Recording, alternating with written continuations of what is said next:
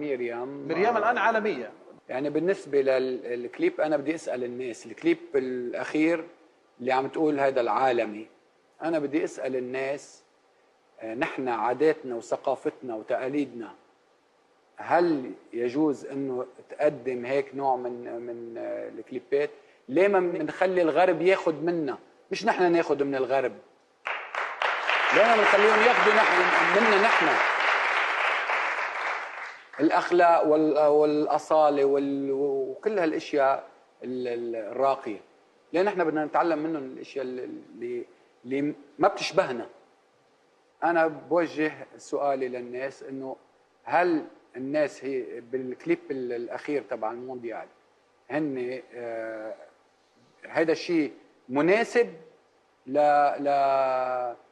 انه يشوفوه بقلب بيوتهم مع اولادهم ولا مش مناسب؟ انا ما